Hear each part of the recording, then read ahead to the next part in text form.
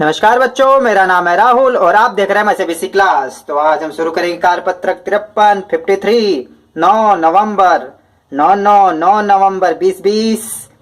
चल भाई गणित, ठीक है। आज हम पढ़ेंगे चतुर्भुज।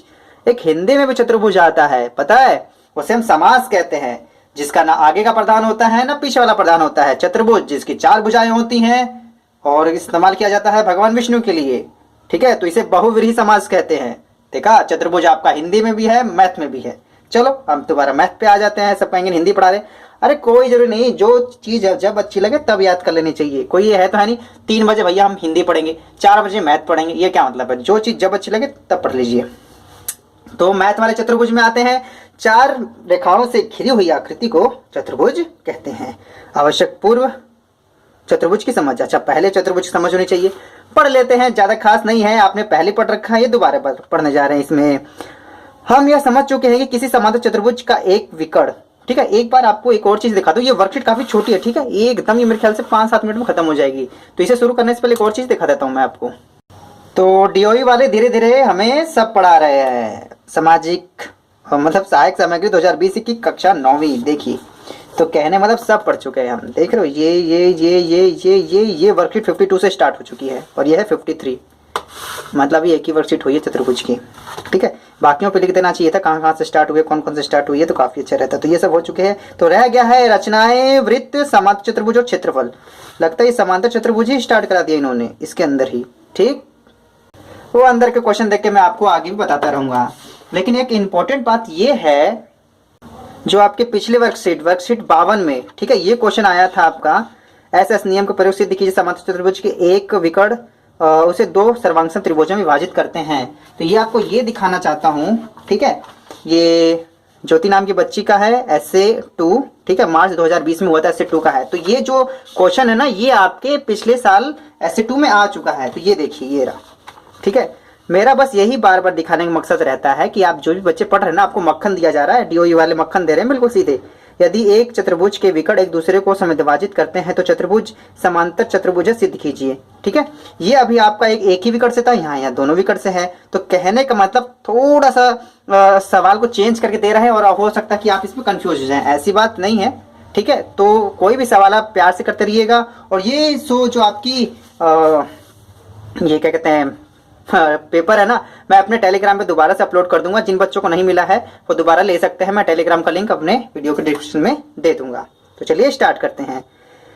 हम यह समझ चुके हैं कि किसी समांतर चतुर्भुज का एक विकर्ण उसे 2 सर्वांगसम त्रिभुजों में विभाजित करता है, ठीक है। दी गई आकृति ABCD एक समांतर चतुर्भुज है जिसे AC इसका एक विकर्ण है। अच्छा जी, ABCD एक समांतर चतुर्भुज है जिसका AC एक विकर्ण है तथा ABC सर्वांगसम है CDA के, ठीक है। तो त्रिभुज ABC और त्रिभुज CDA सर्वांगसम त्रिभुज है, जैसे हम पिछली वाली वर्कशीट में यही हमने किया भी था। सर्वांगसम है तो अतः AB बराबर CD, AB बराबर CD, आमने सामने की भुजा, तो BC बराबर AD। एक समांतर चतुर्भुज के सम्मुख भुजाएं बराबर होती हैं। ये चीजें याद भी हो जाएंगी, लेकिन एक बार दे रखा है तो पढ़ लेते हैं। तो सम्मुख भुजाएं बराबर होती है, सम्मुख कोण भी बराबर होते हैं। हम ध्यान से देखें तो 5 6 कोण 5 6, मतलब इन्होंने बांट रखा है, ठीक है। जो तिर्यक हो जाती है, वैसे सामने कोण भी बराबर होते हैं आपके, लेकिन इसे जो इसमें 2 सर्वांगसम त्रिभुज होते हैं तो उसके एकांतर अंतर कोण आपस में बराबर हो जाते हैं। अगर ये और इसको लेंगे, 4 6 को आपस में मिलाएंगे, 5 3 को आपस में मिलाएंगे, तो ये दोनों कोण आपस में भी बराबर होंगे। समांतर चतुर्भुज है तो कोण 6 बराबर कोण 5, 6 बराबर 5, 3 बराबर 4, 3 बराबर 4 और 1 बराबर 2, 1 बराबर 2, ये रहा, ठीक है। एकांतर एक समांतर चतुर्भुज के सम्मुख कोण भी बराबर होते हैं, ठीक है। यह सम्मुख कोण भी बराबर होते हैं आपके, ठीक है। देखो नीला लाल दोनों तरफ है, तो इस तरह से भी समझ सकते हैं कि आपके एकांतर अंतर कोण भी तो होते ही होते हैं और ये आपके सम्मुख कोण भी बराबर होते हैं, ठीक है। तो अब हम पढ़ेंगे महत्वपूर्ण बिंदु। अगर किसी यदि किसी चतुर्भुज की सम्मुख भुजाएं बराबर होती हैं, तो अवश्य एक समांतर चतुर्भुज होगा। सम्मुख भुजाएं बराबर हैं तो समांतर चतुर्भुज होगा। उदाहरण के लिए एक PQRS में PQ बराबर S, PQ बराबर RS, QR बराबर PS। आमने सामने की तो एक पॉइंट में कहना चाहता है, अगर आमने सामने की भुजाएं बराबर हैं तो वह चतुर्भुज आपका समांतर चतुर्भुज कहलाएगा। तो चतुर्भुज PQRS अवश्य ही एक समांतर चतुर्भुज होगा। पॉइंट नंबर 2, अगर किसी चतुर्भुज के सम्मुख कोण बराबर हो तो वो अवश्य ही एक समांतर चतुर्भुज कहलाएगा। तो दोनों पॉइंट कह रहा है, ठीक है, एक बार कोण के हिसाब से और एक बार आपका भुजाओं के हिसाब से, ठीक है। ये दो पॉइंट समझिएगा। भुजाएं, अगर आमने सामने की भुजाएं बराबर हैं तब भी समांतर चतुर्भुज है, आमने सामने के कोण बराबर हैं तब भी वो समांतर चतुर्भुज है, ठीक, यही बात है, ठीक है। तो चतुर्भुज MNOP अवश्य एक समांतर चतुर्भुज होगा। MNOP, आमने सामने कोण देख लो बराबर हैं तो ये भी एक समांतर चतुर्भुज होगा। सिंपल है, और अभ्यास में आपको यहाँ पे करना है। इतना इजी दिया है अब तक का, ठीक है, प्रायिकता से भी इजी है आपका, ठीक है। तो चतुर्भुज देखो, त्रिभुज लिख सकते हैं आपका EFH,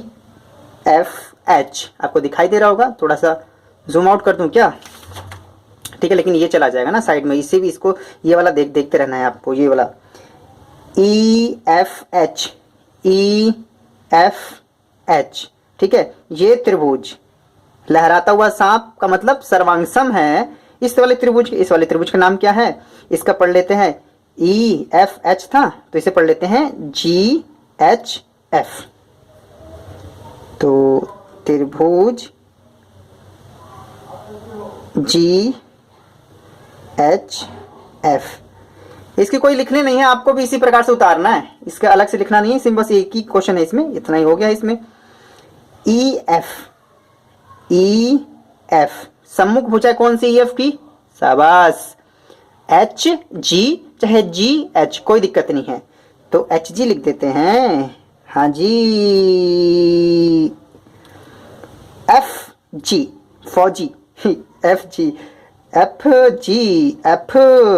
पता, हमारे साथ में एक लड़का पढ़ता था, उसका नाम F नहीं F पढ़ता था, तो बड़ा मजा आता था। तो FG, इसके सामने भुजा ये है, EG क्या है, EH है यार, ठीक है, वो तो बस ऐसे ही बोल रहा हूँ मैं, देख लेना, ठीक है, ज्यादा मुश्किल है, लिख भी दे रहा हूँ, कंफ्यूजन नहीं आएगी। एंगल लेकिन देखिए ध्यान से लिखना होगा, एंगल, कोण बहुत ही ध्यान से लिखना होगा, ठीक है। कोण के लिए ध्यान से बेसिक देख लेना, कोण के लिए कोई मजाक नहीं।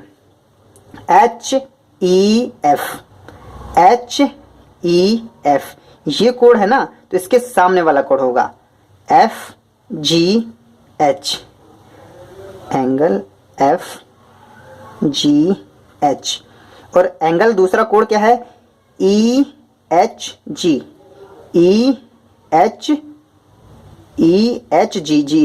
EHG, तो मतलब ये पूरा ले ला है ना, तो ये वाला हिस्सा लेंगे हम।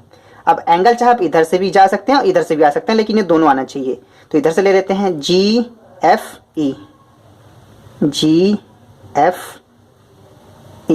ओके। एंगल के लिए कोई दिक्कत नहीं है, एंगल एकदम ध्यान से भी करना होगा, और खास अंकल ये मोस्ट इंपोर्टेंट है, ये वाला ध्यान से करिएगा।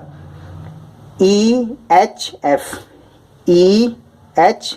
यहां से आ गया, ये आधा वाला, ठीक है, तो ये बराबर होगा किसके, इस वाले के।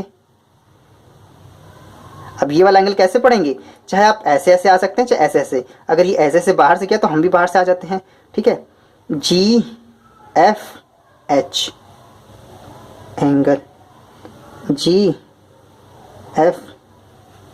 इस प्रकार से आ सकते हैं, और इसमें बढ़ना है तो नीला पेन ले लो एक बार ताकि मिक्स नहीं होगा आपका।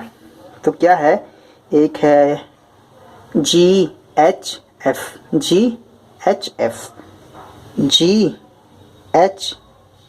ये वाला, ठीक है। दूसरा अगर थोड़ा बड़ा कर देता हूँ इसे मैं, ठीक है, आपको समझाने के लिए, आपको बाहर नहीं जाते, याद रखना बाहर नहीं जाते, और ये वाला एंगल क्या है इसके बाहर नहीं जाते, बस ये समझाने के लिए ताकि वो समझ में आए।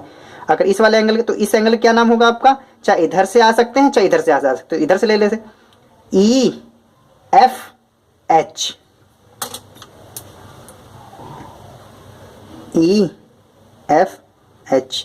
EFH या तो इधर से भी आ सकते हैं आप, HFE, चाहे मतलब ये कहने मतलब ये दोनों आना चाहिए। अब 9th क्लास में हो, समझदार हो गए हो, यूट्यूब पे पढ़ रहे हो, और तो होशियार थे बच्चे हो ही है।